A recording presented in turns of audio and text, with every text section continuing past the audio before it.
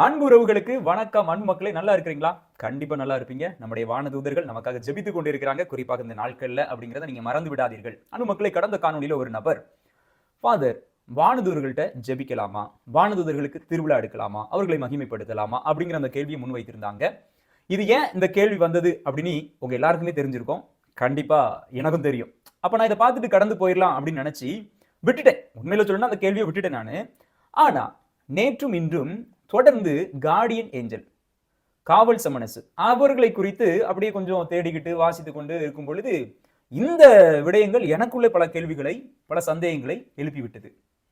உண்மையிலேயே பல திடுக்கிடும் தகவல்கள், ஆச்சரியமான உண்மைகள் இந்த காணொலியில காத்திருக்குது. அதனால காணொலி கடைசி வரைக்கும் பாருங்க. அப்பதான் நான் என்ன சொல்லி முடிக்கிறேன் அப்படிங்கிறது உங்களுக்கு புரியும். வாங்க காணொலிக்குள்ள போகலாம். அன்பு மக்களே, இப்பதான் முதல் முறை நம்ம காணொலிக்கு வாரீங்க, இதுவரைக்கும் நம்ம சேனலை சப்ஸ்கிரைப் பண்ணாம நீங்க பாத்துக்கிட்டு இருக்கீங்க அப்படின்னா, நிறைய பேர் சப்ஸ்கிரைப் பண்ணாம தான் பாத்துட்டு இருக்கீங்க. உண்மையிலேயே நீங்க சப்ஸ்கிரைப் பண்ணீங்க அப்படின்னா இன்னும் ஒரு கூடுதல் உற்சாகம், ஒரு உத்வேகம் அது நமக்கு கொடுக்கும் அப்படிங்கிறத நீங்க மறந்து விடாதீர்கள். சப்ஸ்கிரைப் பண்ணிட்டீங்களா? கண்டிப்பா பண்ணிருப்பீங்க நம்புறேன். நன்றி. அன்பு மக்களே, நம்முடைய கத்தோலிக்க திருவை குறித்து 3 படிநிலைகள்ல நம்முடைய ஆராதனை, வணக்கம், உயர் வணக்கம் அப்படின்னு சொல்லப்படுகிறது.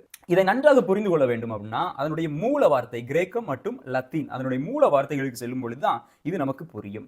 முதல்ல லாத்ரியா அப்படிங்கிற அந்த வார்த்தை, இது என்ன அப்படின்னா the supreme honor, the supreme adoration, the supreme worship only to God. இது முதல் படிநிலை. இது முதல் படிநிலை லாத்ரியா. இரண்டாவதாக ஹைபர் தூலியா. இந்த வார்த்தைக்கான பொருள் என்ன அப்படின்னா ஹை வெனரேஷன், வணக்கம் செலுத்துதல், மரியாதை செலுத்துதல். இது யாருக்கு அப்படின்னா அன்னை மரியாவுக்கு. காரணம், அன்னை மரியாவினுடைய அந்த தாழ்ச்சி, அந்த பணிவு, அதன் மூலமாக மீட்பு திட்டத்தில் அவர்கள் செய்த அந்த விடயங்களை வேற யாராலையும் செய்திருக்க முடியாது. அவர்கள் மீட்பு திட்டத்தின் ஒரு மிகச்சிறந்த ஒரு பங்களிப்பாளர் அப்படிங்கிறதுனால அன்னை மரியாவுக்கு நம்ம செலுத்தக்கூடியது உயர் வணக்கம். அதுதான் ஹைபர் தூலியா. மூணாவது தூலியா. இந்த தூலியா அப்படிங்கிற அந்த வார்த்தை வணக்கம், மரியாதை, நம்ம அவங்களை தொட்டு கும்பிடலாம், இந்த மாதிரியான பல விடயங்கள், அவங்களுக்கு பாட்டு பாடலாம், துதிக்கலாம். இதெல்லாம் எதற்காக அப்படின்னா, யாருக்காக அப்படின்னா கடவுளினுடைய மனிதர்களுக்கு. உண்மையிலேயே யாரெல்லாம் கடவுளுக்காக, பொது நலத்திற்காக, திரு அவைக்காக ரத்தம் சிந்தி துன்பப்பட்டு இந்த திரு அவை இன்று வரைக்கும் வளர்ந்து செழித்து இருக்கிறது அப்படின்னா அதற்கு காரணம் இந்த புனிதர்கள். இந்த புனிதர்களுக்கும் இறை தூதர்கள், வான தூதர்களுக்கும் நம்ம செலுத்தக்கூடியது என்னது? வணக்கம் தூலியா அப்படிங்கிறத நம்முடைய திருச்சபை மிக தெளிவாக நமக்கு கற்றுத்தருகிறது. ஏன் இந்த கிரெடேஷன் அப்படிங்கிறது உங்களுக்கு புரிஞ்சிருக்கும். ஏன்னா எல்லாத்துலேயுமே நம்ம வாழ்க்கையில் கிரெடேஷன் தான். யாருக்கு முக்கியம், யார் அடுத்த நிலையில், யார் அதுக்கு அடுத்த நிலையில் அப்படிங்கிறது.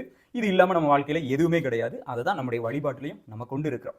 ஆனால் பிற சபையினர்கள் இதை தொடர்ந்து கேள்வி கேட்டே இருப்பாங்க. இருந்தாலும் நம்ம எல்லாருக்கும் சேர்த்து பொதுவாக நம்ம அந்த விளக்கத்தை இப்பொழுது கொடுத்தாச்சு.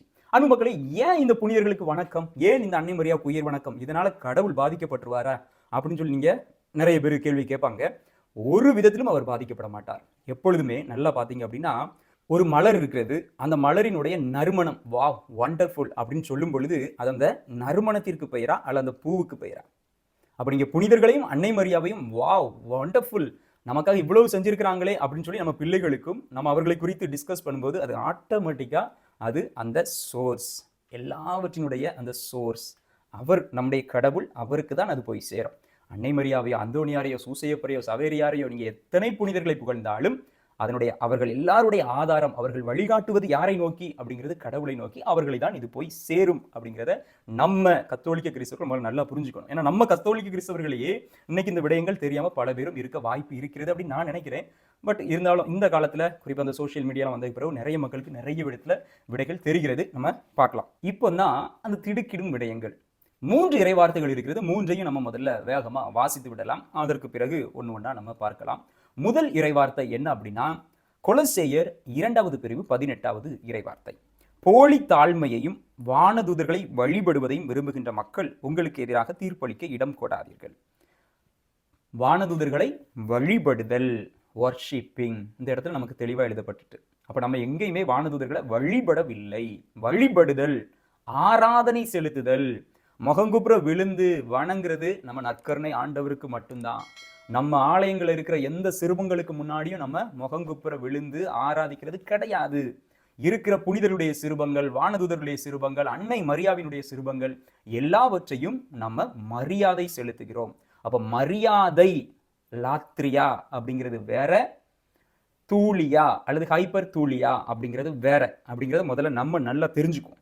அதற்கு பிறகு மற்றவர்களுக்கு இதை குறித்து சொல்லலாம். அந்த காணொலியுடைய முதன்மையான நோக்கமே இதுதான். அப்ப இந்த இறை வார்த்தை குறித்து பெரிய அளவுல பிரச்சனை இல்லை. நான் தெளிவா நமக்கு சொல்லப்பட்டிருக்கிறது என்னது?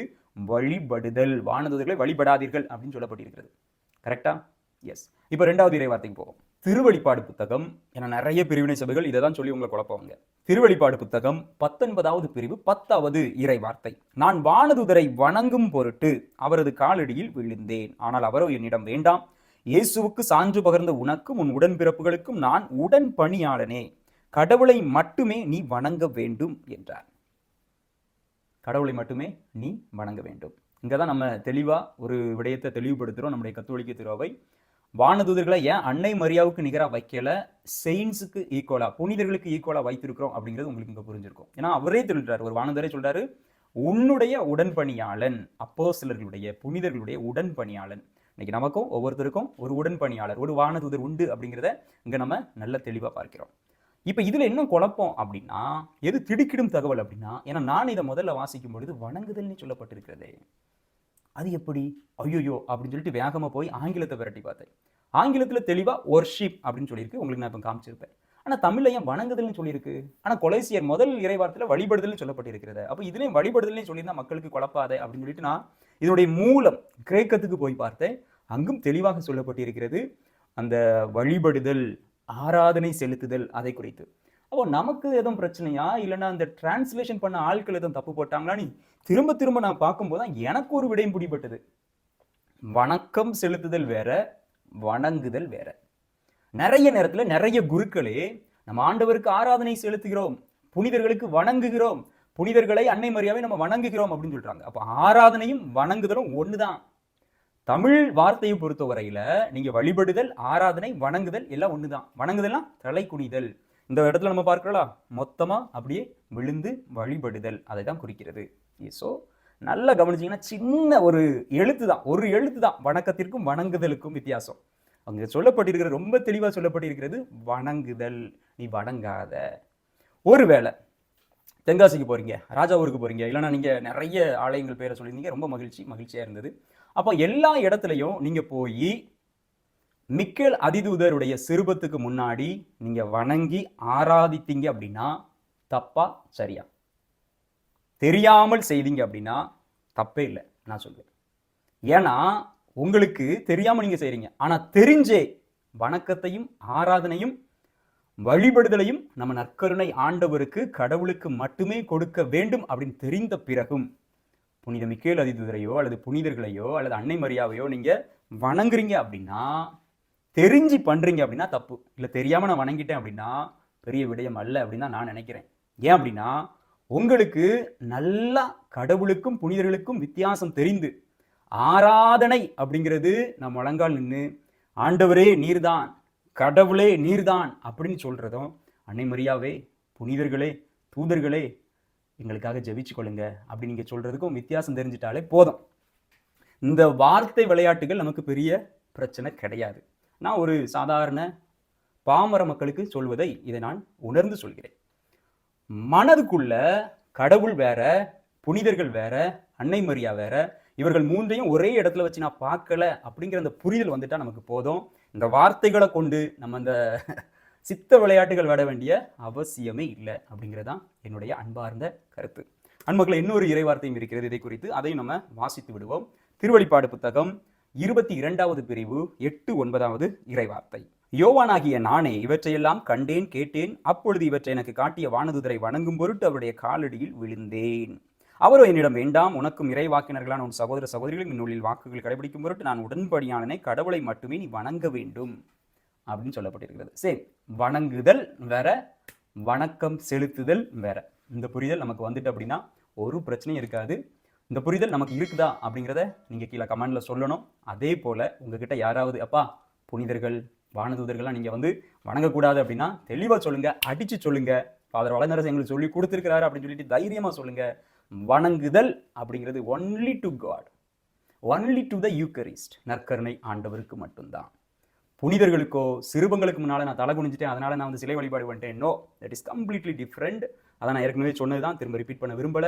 நான் நீங்க தைரியமா இந்த 3 வித்தியாசங்களையும் நம்ம தெளிவுபடுத்திட்டோம் அப்படின்னா வானதூதர்கள் இன்னைக்கு கண்டிப்பாக சந்தோஷப்படுவாங்க. இன்னைக்கு இந்த காணொலியை நீங்க பார்த்துக்கிட்டு இருக்கீங்க அப்படின்னாவே கண்டிப்பா உங்க கூட இருக்கிற வானதூதர்கள் உங்களுடைய சம்மனசு, பாதுகாவலர் சம்மனசு, காவல் சம்மனசு சந்தோஷப்படுவாரு. அதை விட கூடுதல் நீங்கள் இந்த விடயத்தை உங்க பிள்ளைகளுக்கு ஒருவேளை மற்றவர்களோடு பகிர்ந்துக்கிட்டீங்க அப்படின்னா நானும் சந்தோஷப்படுவேன், உங்களுடைய காவல் சம்மனசும் சந்தோஷப்படுவார்கள். அன்பு மக்களை, அடுத்த காணொலி கண்டிப்பாக நம்ம காவல் சம்மனசுகளை குறித்து பேச இருக்கிறோம். நிறைய விடயங்கள் காத்திருக்கிறது. இணைந்திருப்போம், விழித்திருப்போம், ஜெபித்திருப்போம். God bless you.